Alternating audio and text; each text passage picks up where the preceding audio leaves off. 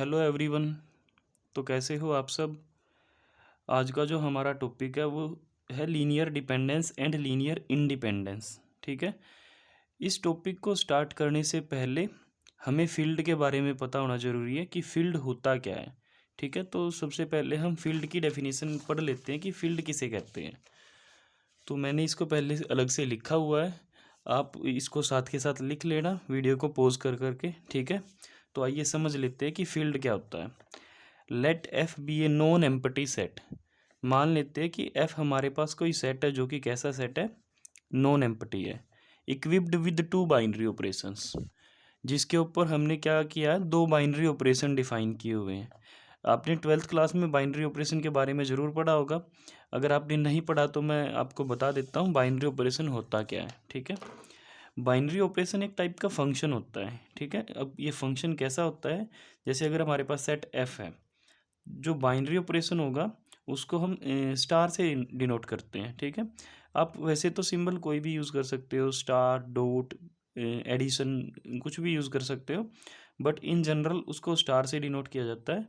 Star एक function होता है जिसका जो डोमेन होता है वो क्या होता है, कार्टेशियन प्रोडक्ट होती है एफ़ की एफ़ के साथ, और जो इसका कोडोमेन होता है वो खुद एफ़ ही होता है। ठीक है। ये एक फंक्शन होता है जिसका डोमेन एफ़ की एफ़ के साथ कार्टेशियन प्रोडक्ट होती है और कोडोमेन ये खुद होता है। ठीक है। तो इसको बाइनरी ऑपरेशन बोला जाता है। और ये एक्ट कैसे करता है, ये क्या करेगा, यहाँ के एलिमेंट की इधर यूनिक इमेज देगा। ठीक है ना। ये फंक्शन मैंने इसको बोला है, फंक्शन क्या होता है, वो एक रूल होता है जो डोमेन के हर एक एलिमेंट को कोडोमेन के किसी न किसी एलिमेंट के साथ यूनिकली एसोसिएट करता है। ठीक है। जैसे यहाँ से एक एलिमेंट उठाया हमने बी, और यहाँ से सॉरी यहाँ से ए, यहाँ से बी। ठीक है ना। डोमेन के अंदर इस टाइप के एलिमेंट मिलेंगे। अब आपने क्या किया, इसको स्टार के अंदर रखा है ना। जैसे फंक्शन के अंदर अगर हम एलिमेंट डालते तो ऐसे ही डालते हैं, एफ ऑफ एक्स करके। ठीक है। तो यहाँ पे स्टार ऑफ दिस, ये जो एलिमेंट है ये डोमेन का एलिमेंट है। तो आंसर में क्या आएगा, इधर का कोई एलिमेंट, यहाँ पे क्या है एफ, तो एफ के ही एलिमेंट आएंगे। इसको आप ऐसे भी लिख सकते हो और इसको ऐसे भी लिख सकते हो। ये वाली नोटेशन ज़्यादा फेमस है। ठीक है। तो स्टार कोई फंक्शन है एफ क्रॉस एफ से एफ पे, तो हम स्टार को कहेंगे ये एक बाइनरी ऑपरेशन है ऑन द सेट एफ। ठीक है। और जो आंसर आएगा, सपोज आंसर आया सी, तो सी एफ का ही कोई एलिमेंट है। ठीक है। तो हम इसको कह सकते हैं कि ये एक ऐसा ऑपरेशन है जो एफ के एलिमेंट्स को एफ के ही एलिमेंट के साथ क्या करता है, कंबाइन करता है, और जो रिजल्ट में जो हमें आंसर मिलता है वो कोई यूनिक एलिमेंट मिलता है एफ का। ठीक है। तो ये बाइनरी ऑपरेशन है। एग्जाम्पल के लिए आप ले सकते हो एडिशन का ऑपरेशन नेचुरल नंबर के ऊपर। ठीक है ना। तो नेचुरल नंबर के ऊपर जब आप एडिशन का ऑपरेशन डिफाइन करोगे तो वो एक बाइनरी ऑपरेशन बनेगा। कैसे, आप कोई भी दो नेचुरल नंबर उठाओ, उनको ऐड करो, आंसर भी क्या आएगा, कोई यूनिक नेचुरल नंबर आएगा। ठीक है ना। ऐसे ही मल्टीप्लिकेशन का जो ऑपरेशन होता है वो भी बाइनरी ऑपरेशन होता है, नेचुरल नंबर के ऊपर भी होता है। ठीक है ना। रियल नंबर के ऊपर भी होता है। ठीक है। तो इस तरीके से हम different different binary operation define कर सकते हैं किसी भी सेट के ऊपर। ये आपने ट्वेल्थ क्लास में पढ़ा होगा। अगर नहीं पढ़ा तो आप एक बार दोबारा से इसको देख ले कि बाइनरी ऑपरेशन होता क्या है। तो आइए स्टार्ट करते हैं फील्ड के बारे में। फील्ड क्या होता है, let F be a non empty set. हमने लेट कर लिया एफ कोई सेट है जो कि कैसा सेट है, नॉन एम्प्टी है, मतलब एफ के अंदर एलिमेंट्स हैं, ऐसा नहीं कि एफ खाली है। ठीक है। Equipped with two binary operations, और ये जो सेट एफ है इसके ऊपर दो दो बाइनरी ऑपरेशन डिफाइन करे हुए हैं। ठीक है ना। जैसे अभी मैंने एडिशन और मल्टीप्लिकेशन के बारे में आपको बताया, इस तरीके से यहाँ पे भी दो बाइनरी ऑपरेशन इस सेट के ऊपर डिफाइंड है। ठीक है। Two binary operations defined on the set F, one is called addition and other is called multiplication. देखो मैंने यहाँ पे कार्ड लिखा हुआ है, कार्ड का मतलब इसे हम कहेंगे कि वो एडिशन है। ऐसा ज़रूरी नहीं है कि ये जैसे आप बचपन में ऐड करते आए हो वैसे ही ऐड होएगा इसमें, बस इसको नाम इसका रख दिया है एडिशन, और दूसरा जो बाइनरी ऑपरेशन है उसका नाम रख दिया है मल्टीप्लिकेशन। आपको थोड़ा सा अजीब लगेगा कि भाई एडिशन, नाम तो इसका एडिशन है, बट ऐसा ज़रूरी नहीं कि ये ऐड ही करेगा, ये कुछ भी कर सकता है, क्या पता ये मल्टीप्लाई करवा दे। ठीक है ना। जैसे मैं यहाँ पे एग्जांपल के लिए लिखूँ, एक बाइनरी ऑपरेशन मैंने डिफाइन किया, वो कैसे डिफाइन किया, a star a plus b equals to a b. ठीक है। नेचुरल नंबर के ऊपर मैंने इसको डिफाइन किया हुआ है, एडिशन का ऑपरेशन मैंने डिफाइन किया नेचुरल नंबर के ऊपर। तो कैसे, n क्रॉस n से n पे, ठीक है। ये जो बाइनरी ऑपरेशन यहाँ पे मैंने डिफाइन किया, वो कैसे डिफाइन किया, अगर आप दो एलिमेंटों को ऐड करोगे तो आपने ऐड नहीं करना है, आंसर में आपको उनकी मल्टीप्लाई करानी है। तो अगर मैं आपसे पूछूँ 2+3 क्या होएगा, तो आंसर में आएगा 6, ना कि 5, ठीक है। तो बाइनरी ऑपरेशन किसी भी तरीके से डिफाइंड हो सकता है, बेसिकली ये एक फंक्शन है, ठीक है ना। इसको नाम यहाँ पे एडिशन इसका लिख दिया हमने, इसको नाम इसको एडिशन दे दिया, बट ऐसा ज़रूरी नहीं कि ये ऐड ही करेगा। ऐसे ही दूसरा जो बाइनरी ऑपरेशन है उसका नाम मल्टीप्लिकेशन है, बट ऐसा ज़रूरी नहीं है कि वो मल्टीप्लाई ही करेगा, ठीक है। तो अगर आपके पास कोई सेट एफ है और उसके ऊपर दो दो बाइनरी ऑपरेशन डिफाइन करे गए हैं, एक का नाम एडिशन है, दूसरे का नाम मल्टीप्लिकेशन है, और कुछ प्रॉपर्टीज़ यहाँ पे सेट करी गई है, अगर ये सारी प्रॉपर्टीज़ सेटिस्फाई हो जाती हैं तो वो जो सेट एफ है उसको हम कहेंगे कि वो फील्ड है इन बाइनरी ऑपरेशंस के अकॉर्डिंग, ठीक है। अब प्रॉपर्टी क्या क्या है, पहले एडिशन की प्रॉपर्टी है, ठीक है। एडिशन में 5 प्रॉपर्टी आएंगी, उसके बाद फिर मल्टीप्लिकेशन में भी 5 प्रॉपर्टी आएंगी, और फिर लास्ट में डिस्ट्रीब्यूटिव प्रॉपर्टी आएंगी। तो सबसे पहली प्रॉपर्टी अंडर एडिशन क्या है, क्लोजर प्रॉपर्टी। क्लोजर प्रॉपर्टी क्या है, आप एफ में से कोई भी दो एलिमेंट उठाओ, फॉर ऑल, इस सिंबल को पढ़ते हैं for all, for all a comma b belonging to F, a plus b belong करेगा एफ में। मतलब आप इस सेट एफ में से कोई भी दो एलिमेंट उठाओ और उनको ऑपरेट कराओ इस बाइनरी ऑपरेशन के अकॉर्डिंग, एडिशन वाले बाइनरी ऑपरेशन के अकॉर्डिंग, ठीक है। तो वो ऐड करने के बाद जो वैल्यू आएगी वो वैल्यू भी कहाँ जानी चाहिए, एफ में जानी चाहिए, ठीक है। दूसरी प्रॉपर्टी है एसोसिएटिविटी। एसोसिएटिविटी में क्या होता है, for all a b c belonging to F, मतलब फील्ड में से कोई भी एलिमेंट उठा लो, 3 एलिमेंट एक साथ उठाओ कोई भी, तो ए प्लस बी करके फिर जो आंसर आएगा उसको सी में ऐड कर लो, या फिर बी प्लस सी करके और फिर उसको ए में ऐड कर लो। वैल्यू दोनों तरीके से क्या आनी चाहिए, सेम आनी चाहिए। जैसे आप एग्जाम्पल के लिए नेचुरल नंबर में देख सकते हो, है ना, 2+3+5 अगर आप करते हो तो 2+3 पहले कर लो 5, 5+5 10, या फिर 5 और 3 को पहले ऐड कर लो 8, 8+2 10, ठीक है ना। तो वो एसोसिएटिव प्रॉपर्टी वहाँ पे होल्ड करती है। तो हमारे सेट एफ के अंदर भी ये होल्ड होनी चाहिए। उसके बाद है एग्जिस्टेंस ऑफ आइडेंटिटी एलिमेंट। इसका मतलब क्या है कि फील्ड के अंदर से आप कोई भी एलिमेंट उठाओ, फील्ड में एक एलिमेंट ऐसा जरूर होना चाहिए, there exist zero belonging to field. Field तो इसको हम बाद में बोलेंगे, अभी तो ये कोई नॉन एम्प्टी सेट एफ है, ठीक है। तो एफ में कोई एलिमेंट ऐसा जरूर होना चाहिए कि आप उसको किसी भी एलिमेंट में ऐड करो, एफ के कोई फर्क नहीं पड़ेगा। देखो, for all a belonging to F there exist, इसको देयर एग्जिस्ट पढ़ा जाता है, ये जो ई जैसा दिख रहा है आपको, ये देयर एग्जिस्ट है। There exist zero belonging to F such that a plus e equals to zero, a plus zero equals to zero plus a equals to a. मतलब एक एलिमेंट ऐसा जरूर होना चाहिए फील्ड में जिसको आप उस सेट में, जिसको आप उस सेट के किसी भी एलिमेंट के साथ ऐड करो तो उस एलिमेंट पे कोई फ़र्क ना पड़े, ठीक है। जैसे नेचुरल होल नंबर की अगर मैं बात करता हूँ तो ज़ीरो उसके अंदर एक ऐसा एलिमेंट है, आप उसको किसी भी दूसरे नंबर में ऐड कर लो कोई फ़र्क नहीं पड़ेगा, ठीक है ना। तो उसको हम आइडेंटिटी एलिमेंट बोलते हैं। उसके बाद है एग्जिस्टेंस ऑफ इनवर्स। इनवर्स की एग्जिस्टेंस का क्या मीनिंग है कि आप फील्ड इस सेट एफ में से कोई भी एलिमेंट उठाओ, इस एलिमेंट एफ के लिए there exist an another element a से बी, इस एलिमेंट सॉरी इस एलिमेंट ए के लिए इस सेट एफ के अंदर एक और एलिमेंट आपको मिलेगा जिसको हमने किससे डिनोट किया है, बी से डिनोट किया है। और ये एलिमेंट कैसा होगा, such that a plus b करो या फिर बी प्लस ए करो, आंसर सेम आएगा और किसके इक्वल आएगा, ज़ीरो के इक्वल। और ज़ीरो क्या था, आइडेंटिटी एलिमेंट अंडर एडिशन, ठीक है। तो अगर हर एक एलिमेंट के लिए इस तरीके से एलिमेंट मिल रहा है तो हम कहेंगे कि सेट एफ के अंदर एलिमेंट्स के क्या मिल रहे हैं, इन्वर्स मिल रहे हैं, ठीक है। और वी से अब इस बी को हम किससे डिनोट करेंगे, माइनस ए से डिनोट करेंगे, ठीक है। अगर हम एडिशन में बात कर रहे हैं तो a plus minus a equals to minus a plus a equals to zero, ठीक है। We say this b is the additive inverse of a. इस बी को हम क्या कहेंगे, ये ए एलिमेंट का एडिटिव इनवर्स है, ठीक है। उसके बाद कॉम्यूटेटिव प्रॉपर्टी। कॉम्यूटेटिव प्रॉपर्टी में क्या होता है, आप सेट एफ में से कोई भी दो एलिमेंट उठाओ, फॉर ऑल मतलब कोई भी दो एलिमेंट उठाओ, उनको ऐड करो, ए प्लस बी करो या फिर बी प्लस ए करो, दोनों केसेस में आंसर क्या होनी चाहिए, बराबर होनी चाहिए। अगर ऐसा हो जाता तो हम कहेंगे कि कॉम्यूटेटिव प्रॉपर्टी होल्ड करेगी, ठीक है। तो एडिशन के लिए ये 5 प्रॉपर्टी सेट करी गई हैं। अब उसके बाद आती है मल्टीप्लिकेशन की प्रॉपर्टीज़। तो मल्टीप्लिकेशन में भी सेम ऐसी ही 5 प्रॉपर्टीज़ हैं, बस थोड़ा सा फ़र्क है उसमें। देखते हैं क्या है। सबसे पहले क्लोजर प्रॉपर्टी, वही कोई भी 2 एलिमेंट उठाओ एफ से, उनकी प्रोडक्ट कराओ, मतलब उनकी मल्टीप्लिकेशन कराओ। अब मल्टीप्लिकेशन कैसे करानी है वो तो बाइनरी ऑपरेशन बताएगा कि कैसे करानी है। अगर वो मल्टीप्लाई के नाम पे जोड़ करवाएगा तो आपको भी जोड़ना ही पड़ेगा, वो जैसे करवाएगा वैसे ही करना पड़ेगा, ठीक है। तो क्लोजर प्रॉपर्टी क्या कहती है कि कोई भी 2 एलिमेंट उठाओ एफ से, उनकी प्रोडक्ट मतलब उनकी मल्टीप्लिकेशन भी कहाँ जानी चाहिए, एफ में जानी चाहिए। एसोसिएटिविटी जैसे हमने एडिशन में की थी सेम वैसे ही, for all a b c belonging to F, a into b करके फिर सी के साथ प्रोडक्ट करो, या फिर बी इंटू सी करके जो वैल्यू आएगी उसकी ए से प्रोडक्ट कराओ। आंसर क्या होना चाहिए, सेम होना चाहिए।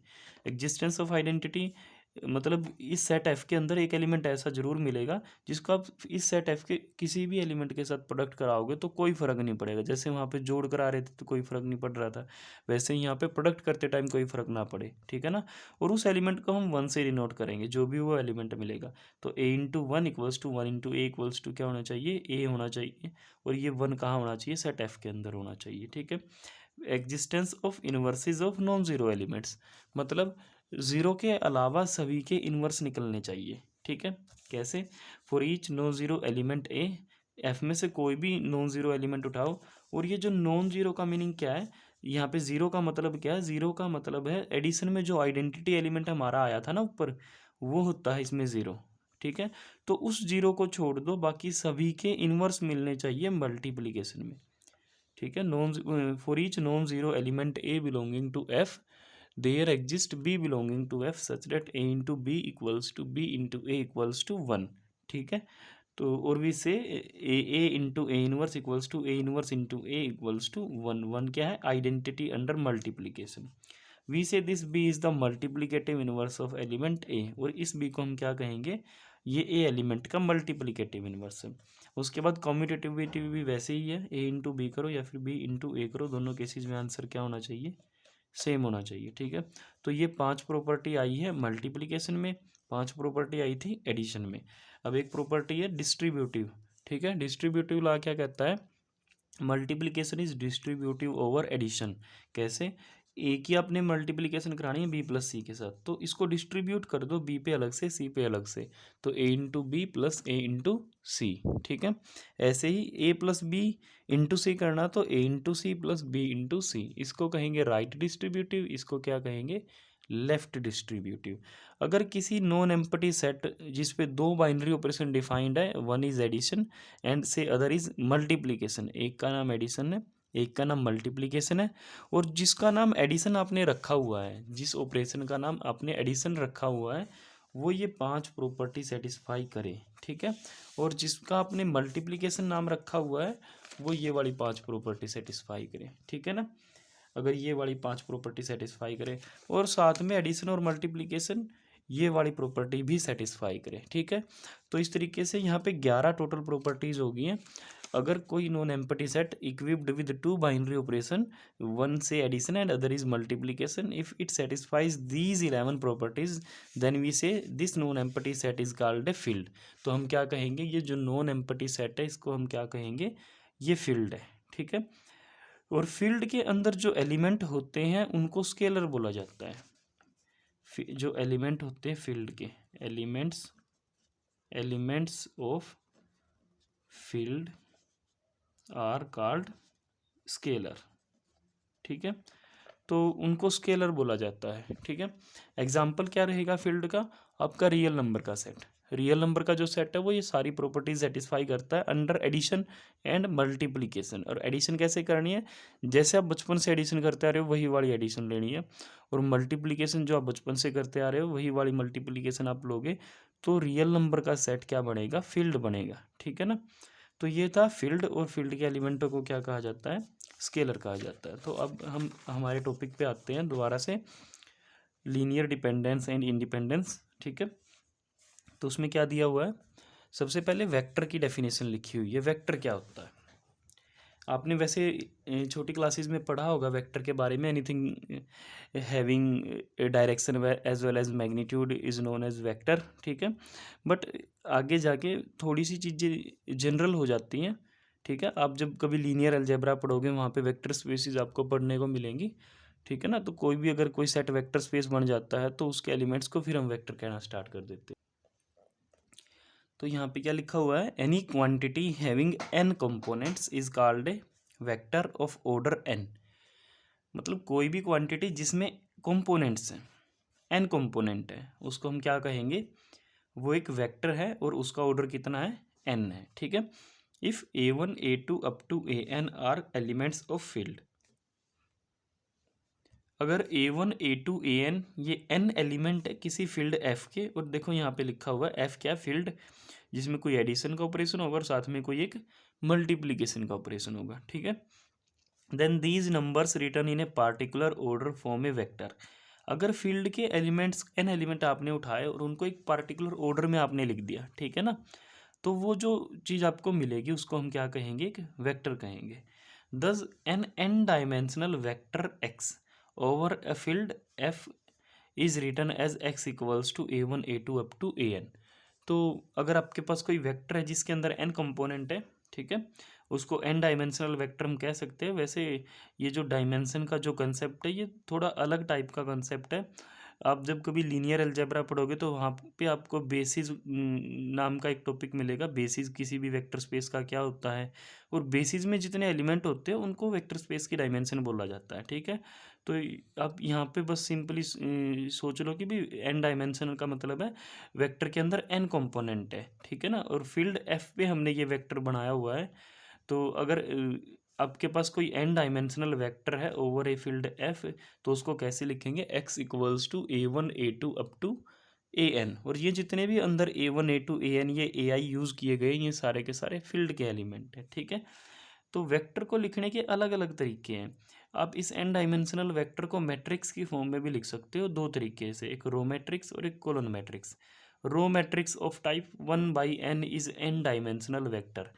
1/n का मतलब 1 रो एंड n कॉलम की एक आप मैट्रिक्स लिख लो, वो भी इसी वेक्टर की रिप्रेजेंटेशन रहेगी जैसा यहाँ पे लिखा हुआ है x इक्वल्स टू दिस। ये एक मैट्रिक्स है जिसका ऑर्डर कितना है, 1/n है। ये भी एक वेक्टर को रिप्रेजेंट कर रही है, n डायमेंशनल वेक्टर को। ऐसे ही कॉलम मैट्रिक्स भी n डायमेंशनल वेक्टर को रिप्रेजेंट करती है जब आप कुछ इस तरीके से उसको लिखते हो, ठीक है, a1 a2 up to an, ठीक है। Since the vectors are considered as either row matrix or column matrix, the operation of addition of vectors will have the same properties as the addition of matrices। जैसा कि हमने vectors को लिखा है matrix की form में, ठीक है ना, रो मैट्रिक्स की फॉर्म में भी हमने लिख के दिखाया, कॉलम मैट्रिक्स की फॉर्म में भी हमने लिख के दिखाया, और हम सबको पता है मैट्रिसेस में कैसे सम करते हैं, तो वेक्टर्स में भी हम वैसे सम कर सकते हैं, ठीक है। अब ये जो लीनियर डिपेंडेंस और लीनियर इंडिपेंडेंस का टॉपिक स्टार्ट करने से पहले हमें एक और चीज़ पढ़नी होती है जिसको लीनियर कॉम्बिनेशन बोला जाता है। तो मैंने यहाँ पे ऊपर अलग से लिखा हुआ है, आप भी इसको नोट कर लेना कि लीनियर कॉम्बिनेशन क्या होता है। Linear combination of n vectors, हमारे पास सपोज n वेक्टर हैं, एक का नाम x1 है, एक का नाम x2 है, अप टू लास्ट में एक का नाम है xn, ठीक है। इन n वेक्टर्स के लीनियर कॉम्बिनेशन का क्या मीनिंग है, किस तरीके से इनका लीनियर कॉम्बिनेशन निकाला जाएगा, ठीक है। लीनियर कॉम्बिनेशन कैसे डिफाइन करेंगे, इन वेक्टर्स के साथ हम क्या करेंगे, फील्ड के एलिमेंट्स की मतलब स्केलर्स की मल्टीप्लाई कराएंगे।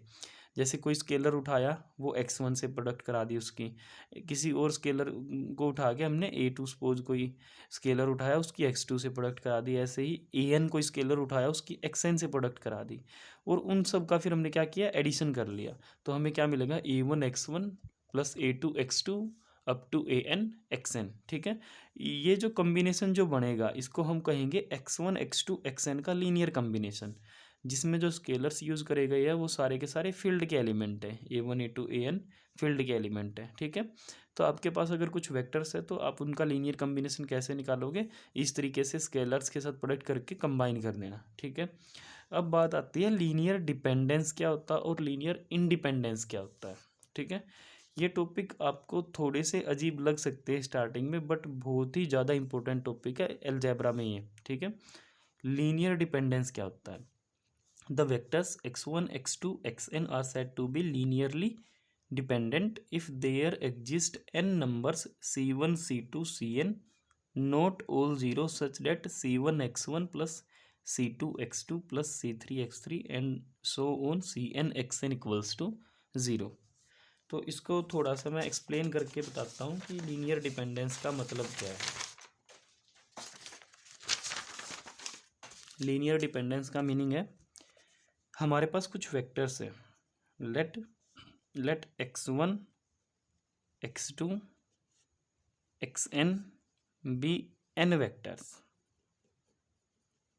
हमने मान लिया हमारे पास n वेक्टर्स है x1 x2 xn, ठीक है, और हमने इनका एक लीनियर कॉम्बिनेशन बनाया, ठीक है। लेट अस कंसीडर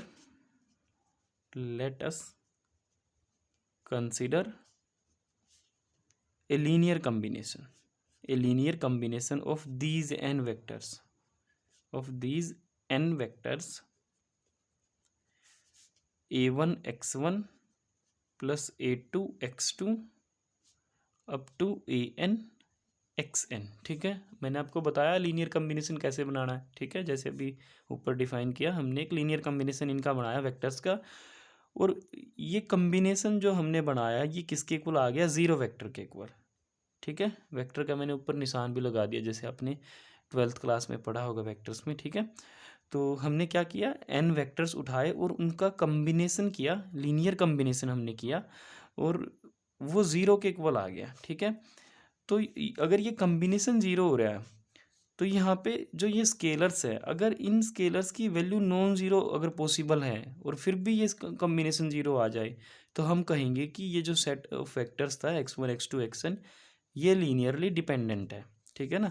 देखो इसको समझने में थोड़ा सा आपको ध्यान लगाना पड़ेगा, इतना इजीली एकदम से ये समझ में नहीं आएगा। आपने करना क्या है, आपने लीनियर कॉम्बिनेशन बनाया, ठीक है, और लीनियर कॉम्बिनेशन बनाने के बाद आपने क्या करना है, स्केलर्स को ढूंढना है a1 a2 an। आपने क्या करना, फाइंड a1 a2 an, ठीक है ना। इन स्केलर्स की वैल्यू आपने निकालनी है, ठीक है। अब कोई बच्चा क्या करेगा, क्या पता वो क्या कहे कि सारे स्केलर्स को ज़ीरो रख लो, सारे स्केलर्स को ज़ीरो रख लो। यहाँ पे भी ज़ीरो रख लिया हमने, यहाँ पे भी ज़ीरो रख लिया हमने, ठीक है, और लास्ट में यहाँ पे भी ज़ीरो रख लिया हमने, और आंसर ऑब्वियस सी बात है, ज़ीरो इंटू दिस करेंगे ज़ीरो आएगा, ज़ीरो इंटू दिस करेंगे ज़ीरो, तो सारी वैल्यू ज़ीरो है, ऐड करके भी क्या आएगा, ज़ीरो आएगा, ठीक है ना। अगर आपके पास ऐसा है कि वेक्टर्स जो आपने उठाए हैं उनका कॉम्बिनेशन किया और आंसर ज़ीरो आ गया, तो वहाँ पे जो ये स्केलर्स है ये केवल ज़ीरो रखने से ही अगर ज़ीरो आता है, ज़ीरो के अलावा कोई और स्केलर ऐसा है ही नहीं दुनिया में जिसको आप यहाँ पे a1 a2 an की जगह रखो और आंसर ज़ीरो आए। अगर ऐसा हो जाए तो हम कहेंगे कि जो सेट ऑफ वेक्टर्स है वो लीनियरली इंडिपेंडेंट है, ठीक है ना। क्या कहेंगे, अगर कॉम्बिनेशन ज़ीरो है और स्केलर्स केवल ज़ीरो ही रखे तो ही कॉम्बिनेशन ज़ीरो आए, ज़ीरो के अलावा कोई और यहाँ पे स्केलर रखने से कभी भी कॉम्बिनेशन ज़ीरो ना आए, ठीक है ना। तो उस केस में हम कहेंगे कि हमारा जो सेट ऑफ वेक्टर्स है x1 x2 xn वो लीनियरली इंडिपेंडेंट है, ठीक है ना। अगर हम स्केलर्स निकाल लें, if and only if this situation hold, ठीक है ना, ज़ीरो ज़ीरो ज़ीरो रखने से ही आंसर ज़ीरो आए, ठीक है ना, ज़ीरो ज़ीरो ज़ीरो रखने से ही अगर आंसर ज़ीरो आता है, उसके अलावा कुछ और स्केलर रखने से कभी आंसर ज़ीरो आ ही नहीं रहा, तो हम कहेंगे कि हमारा जो सेट ऑफ वेक्टर्स है वो लीनियरली इंडिपेंडेंट है। Then this set is linearly independent, ठीक है। लेकिन अगर ज़ीरो ज़ीरो ज़ीरो के अलावा भी पॉसिबिलिटी बने, देखो ज़ीरो ज़ीरो ज़ीरो रखने से तो ज़ीरो होना ही है, उसमें तो किसी को कोई दिक्कत है ही नहीं, बट यहाँ पे ज़ीरो के अलावा भी कहीं पे कोई ऐसी वैल्यू मिले, जैसे सपोज यहाँ पे कुछ ऐसी कोई और वैल्यू रख दूँ मैं, बाकी भले ही ज़ीरो हो बट यहाँ पे ज़ीरो के अलावा कुछ और रख दूँ और फिर भी आंसर ज़ीरो आ जाए, ठीक है ना। तो उस केस में हम क्या कहेंगे कि जो ये सेट ऑफ वेक्टर्स है x1 x2 xn वो क्या हो जाएगा, लीनियरली डिपेंडेंट, ठीक है। If there are scalars if there exist scalars other than zero zero के अलावा भी स्केलर एग्जिस्ट करे such that their linear combination is zero vector such that a1 x1 plus a2 x2 an xn equals to zero vector then these vectors are linearly dependent these vectors are linearly dependent definition थोड़ी सी अजीब लगेगी आप पहली बार जब इसको पढ़ोगे, but अगर आप एग्जाम्पल का यूज़ करोगे तो बहुत इजीली समझ में आ जाएगी। जैसे मैं एग्जाम्पल ले लेता हूँ। फॉर एग्जाम्पल मैंने एक वेक्टर लिया 1 2 3, मैंने ना R3 के अंदर बात करी है। एक वेक्टर लिया 1 2 3 और एक वेक्टर मैंने लिया 2 4 6। दो वेक्टर मैंने लिए किसमें, 3 डायमेंशनल वेक्टर स्पेस में, ठीक है। अब ये जो दो वेक्टर है हमने चेक करने की क्या ये लीनियरली इंडिपेंडेंट है या फिर ये लीनियरली डिपेंडेंट है। तो कैसे चेक करेंगे, कॉम्बिनेशन बढ़ाएंगे, इनका क्या करेंगे, कॉम्बिनेशन बनाएंगे। जैसे ये कॉम्बिनेशन हमने बना लिया, ठीक है, और उसको क्या करना, जीरो के इक्वल करना। अब जीरो वेक्टर जो होएगा R3 के अंदर वो क्या होएगा, उसके अंदर 3 ही कंपोनेंट मिलेंगे जीरो वेक्टर के अंदर भी, ठीक है। अब हमें ढूंढना कि ए और बी की क्या क्या वैल्यू पॉसिबल हो सकती है। यहाँ पे देखो, अगर कोई बच्चा यहाँ पे जीरो रख दे, यहाँ पे भी जीरो रख दे, तो ऑब्वियस सी बात आंसर क्या आएगा, जीरो आएगा, ठीक है ना। जीरो तो जीरो बनाएगा ही बनाएगा, लेकिन हमें ढूंढना क्या, जीरो के अलावा भी कोई जीरो बनाएगा। अगर जीरो के अलावा कोई जीरो बना दे तो लीनियरली डिपेंडेंट। अगर जीरो के अलावा कोई ऐसा स्केलर है ही नहीं दुनिया में जो जीरो बनाए इसको, तो लीनियरली इंडिपेंडेंट। अगर जीरो के अलावा भी किसी ने बना दिया तो डिपेंडेंट, ठीक है। तो आइए ढूंढते हैं स्केलर्स को। तो इनको अंदर मल्टीप्लाई करेंगे तो a 2a 3a, ठीक है। b को अंदर करेंगे तो 2b 4b और 6b, ठीक है, इक्वल्स टू 0 0 0। ऐड करेंगे a plus 2b equals to 0, और इधर से क्या आएगा, इधर से आएगा 2a plus 4b equals to 0, और इधर से 3a plus 6b equals to 0। आपको ये देखने में 3 इक्वेशंस लग रही है, बट तीनों सेम ही हैं। क्यों, आप इसको 2 से डिवाइड करो, a plus 2b equals to 0, इसको 3 से डिवाइड कर दो, a plus 2b equals to 0, है ना। तो ये एक ही इक्वेशन है, a plus 2b equals to 0। अब आपको इससे a और b की वैल्यू ढूंढनी है। तो a और b की क्या वैल्यू रखें कि आंसर 0 आए। तो बहुत सारी वैल्यू ऐसी पॉसिबल है a और b की जगह जिससे आंसर 0 आएगा। कैसे, जैसे अगर आप यहाँ पे क्या करो, b की वैल्यू अगर आप निकालो तो -a/2। b की वैल्यू क्या आएगी, a को उधर ले जाओ -a और डिवाइड बाई 2, ठीक है ना। तो आप a की जगह पे कुछ भी रखो, a की जगह पे any value, any real number, कोई भी रियल नंबर आप a की जगह पे रख लो, कोई दिक्कत नहीं है। b की जगह पे क्या करना, उस रियल नंबर को 2 से डिवाइड करके माइनस लगा देना, वो b की वैल्यू आएगी। एग्जाम्पल के लिए अगर मैं a की वैल्यू ले लेता हूँ 4, तो b की वैल्यू क्या होएगी, -2, ठीक है ना। अगर आप यहाँ पे कॉम्बिनेशन में a की जगह पे 4 रखते हो, b की जगह पे -2 रखते हो, a की जगह पे हमने रख दिया 4 1 2 3, और b की जगह पे हमने रख दिया -2, और अंदर है 2 4 6। इसको सोल्व करो, जब इसको सोल्व करेंगे तो क्या आएगा, 4 8 12, और यहाँ पे क्या आएगा, -4 -8 -12, और जब इनको ऐड करेंगे तो क्या आएगा, 0 0 0। तो देखो आंसर में क्या आ गया, 0 वेक्टर, ठीक है ना। और जो हमने स्केलर यहाँ पे रखे थे a और b, वो दोनों देखो कोई भी 0 नहीं है, बट आंसर क्या आ रहा है, 0 आ रहा है ना। अगर 0 0 रखते तो भी 0 आना था, पर 0 के अलावा भी नंबर हमें मिल गए जिनको रखने से 0 आ रहा है। इसका मतलब ये जो दो वेक्टर यहाँ पे हमने लिए थे, ये दो वेक्टर्स R3 के अंदर, ये जो दो वेक्टर हमने लिए थे, ये दोनों वेक्टर लीनियरली डिपेंडेंट हैं एक दूसरे के ऊपर, ठीक है ना। और आप इसको ऐसे भी समझ सकते हो कि अगर केवल 2 ही वेक्टर है तो एक वेक्टर दूसरे का मल्टीपल मिलेगा। अब यहाँ पे देख लो, इसकी 2 से गुणा करा दो 2 से कराओगे तो ये 2 हो जाएगा, ये 4 हो जाएगा, और ये 2 से करोगे तो 6 हो जाएगा। तो ये वेक्टर इस वेक्टर के ऊपर डिपेंड कर गया, है ना, लीनियरली डिपेंड कर गया। इसकी हमने 2 से मल्टीप्लाई करी तो ये वेक्टर आ गया, या फिर इसको 2 से डिवाइड कर दो तो ये वेक्टर आ जाएगा। तो अगर 2 ही वेक्टर है तो ऐसे सीधा सीधा पता लग सकता कि वो LI है या LD है, बट 2 से ज़्यादा तो फिर यही प्रोसीजर आपको फॉलो करना पड़ेगा।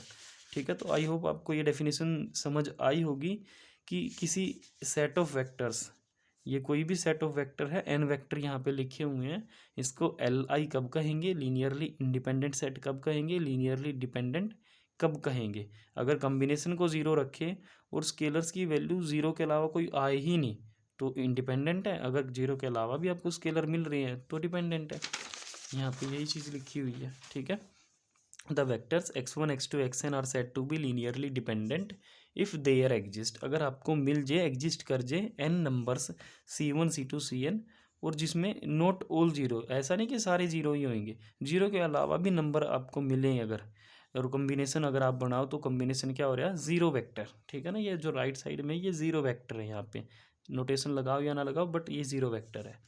अगर ऐसा होता तो ये जो सेट ऑफ वेक्टर है x1 x2 xn, ये क्या हो जाएगा, लीनियरली डिपेंडेंट।